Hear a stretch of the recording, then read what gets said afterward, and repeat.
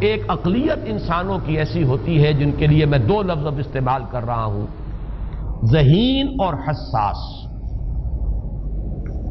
ذہین اور حساس لوگوں میں قبض اور بسط کی کیفیت، یہ مختلف سائیکلز ہیں جو آتی رہتی ہیں۔ کبھی طبیعت میں پشمردگی ہے، دل بجھا ہوا سا ہے، کچھ نا امیدی سی ہے، خود اپنے اوپر اعتماد کی کمی محسوس ہو رہی ہے، مجھ میں صلاحیت نہیں ہے، میں کچھ نہیں کر سکتا، اب تک جو کچھ کیا اس کا بھی ہے، امنگ بھی ہے، امید بھی ہے، روشن پہلو نظر آ رہے ہیں۔ قبض کی کیفیت میں تاریک پہلو نظر آتے ہیں، مایوسی کے پہلو نظر آتے ہیں، پیسیمزم کی کیفیت، اور یہ جو بسط کی کیفیت ہے اس میں روشن پہلو۔ دیکھو یہ بھی تو ہے نا، آخر یہ بھی تو ہوا ہے، اور بھی ہو سکتا ہے، آخر اب تک میں نے یہ کام بھی تو کر لیا، آگے بھی مشکل آسان ہو سکتی ہے۔ یہ دو کیفیات ہیں قبض اور بسط کی، جن کو کہ صوفیاء کرام نے یہ اصطلاحات، یہ عنوان دیے، قبض اور بسط۔ جتنی انسان کے اندر حساسیت کی کیفیت زیادہ ہوگی، ذہانت زیادہ ہوگی، اتنا ہی یہ جو ویوز ہیں اس کی ایمپلیٹیوڈ زیادہ ہوتی ہے۔ کم ذہین انسان ہے، کم حساس ہے، آئیں گے تو صحیح ہے، لیکن یہ کہ وہ ویو جو ہے اس کا ایمپلیٹیوڈ جو ہے اس کے اندر اوپر اور نیچے کی کیفیت زیادہ نہیں ہوگی۔ لیکن جتنا یہ معاملہ بڑھتا ہے یہ جو ویو ہے اس کی ایمپلیٹیوڈ بڑھتا چلا جاتا ہے۔ لیکن نارمل انسان کا معاملہ یہ ہے کہ یہ حدود کے اندر رہے، اسی کی ایک کیفیت جو ہے اب نارمل جب ہو جاتا ہے، یہی ہے جو جدید ہماری جو سائیکولوجیکل میڈیسن ہے اس میں اسے مینیکس ڈپریسو سائیکوسس کہا جاتا ہے۔ مایوسی ہوئی تو اتنی ہوئی کہ جیسے کمر ٹوٹ کر رہ گئی، اور اسی ڈپریشن میں ہوتی ہیں خودکشیاں، خودکشی کر جاتا ہے ڈپریشن۔ کچھ روشن پہلو نظر ہی نہیں آ رہا، کوئی امید کا پہلو نظر ہی نہیں آ رہا، کوئی صورت نظر نہیں آتی، کوئی امید بن نہیں آتی، کس طرف جاؤں، کدھر دیکھوں، کسے آواز دوں، اے ہجوم نامرادی دل بہت گھبرائے ہے۔ اور جب آدمی محسوس کرتا I can't face these realities، یہ commits suicide۔ یہ اور جب کیفیت ہوتی ہے انشراح کی تو آدمی خوب بھاگ رہا ہے، دوڑ رہا ہے، امنگ ہے، محنت ہے، دوڑ رہا ہے، امیدیں ہیں، اب ہر چیز کا روشن پہلو نظر آ رہا ہے۔ عجیب ہے یہ، اصل میں مجھے کچھ تجربہ بھی ہوا ہے، ہمارے خاندان میں بھی یہ مرض موجود رہا۔ میرے والد مرحوم کافی طویل عرصے اس مینیک ڈپریسو سائیکوسس کے مریض رہے۔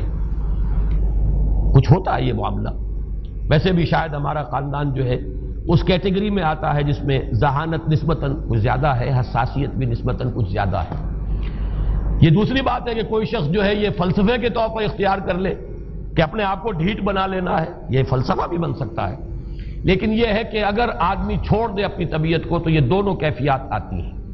انہی کیفیات میں اگر یہ جو اپورڈ اینڈ ڈاؤنورڈ موومنٹ ہے یہ ایک حد سے نکل جائے تو یہ بیماری ہے مینیک سائیکوسس، مینیک ڈپریسو سائیکوسس۔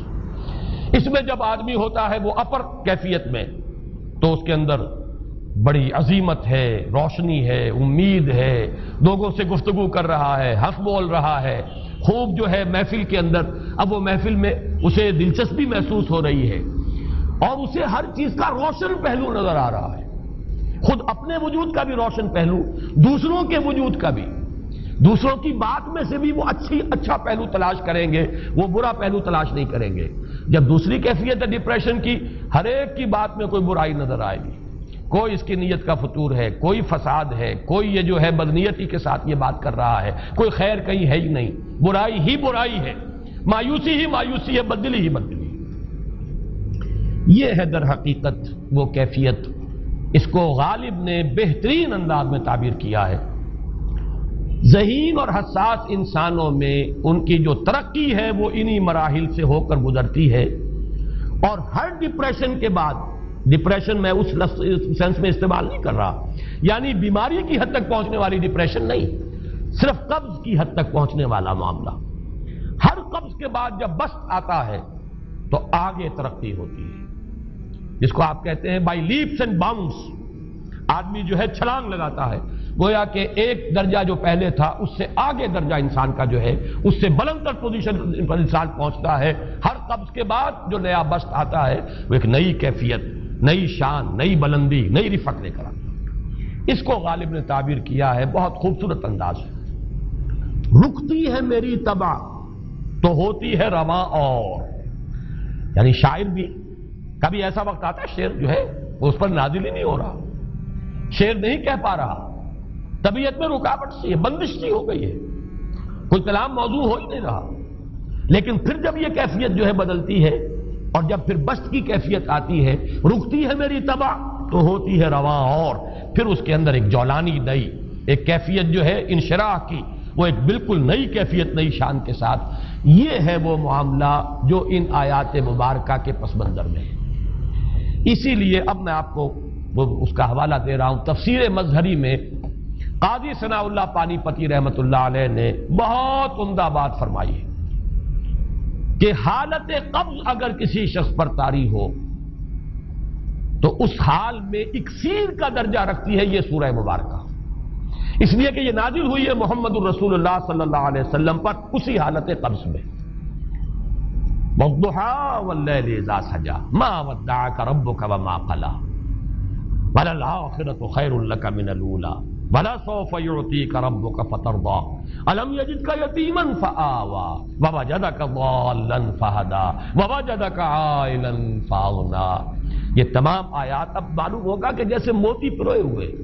ایک لفظ قبض، اب اس میں جو بھی واقعاتی اور جو میں نے آپ کو روایاتی جو بھی پس منظر بیان کیا وہ بھی فٹ بیٹھ رہا ہے.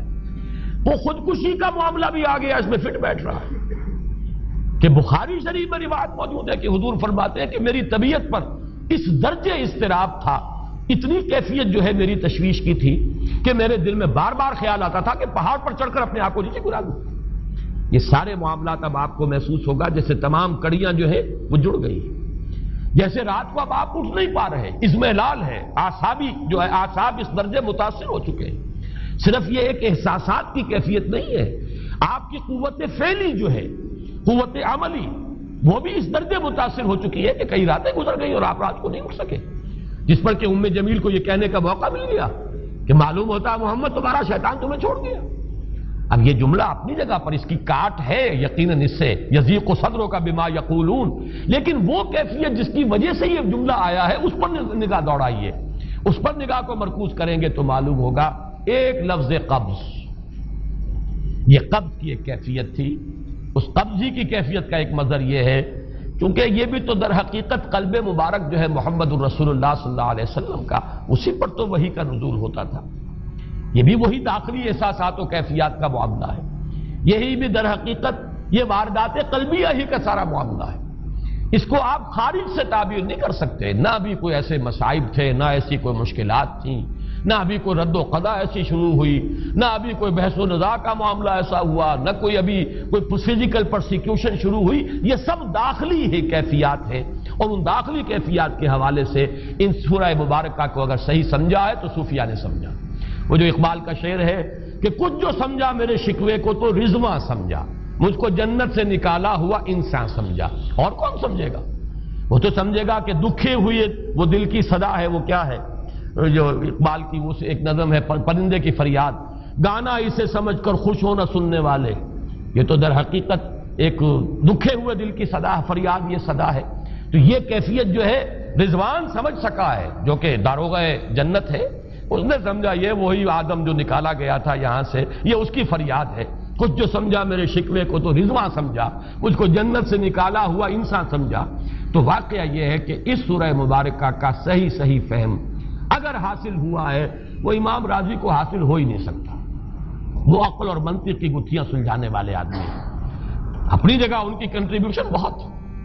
یہ لغت اور ادب کا کوئی خاص مسئلہ اس میں ہے ہی نہیں کہ زمخشری اس میں کوئی جولانی دکھائیں اپنی، اس میں کوئی ایسا اشکال ہے ہی نہیں، نحوی اشکال ہی نہیں. لیکن یہ واردات قلبیہ کا معاملہ ہے، احساسات باطنی کا معاملہ ہے، یہ نفسیات انسانی کا معاملہ ہے. اور اس کو وہی سمجھ سکتے ہیں کہ جو ماہرین علم نفس ہیں، اور وہ ہیں صوفیاء کرام ہمارے ہاں، جن کا وہ ذوق ہے باطنی کیفیات و احساسات، جن کا موضوع ہے کہ یہ در حقیقت حالت قبض کی کیفیت ہے.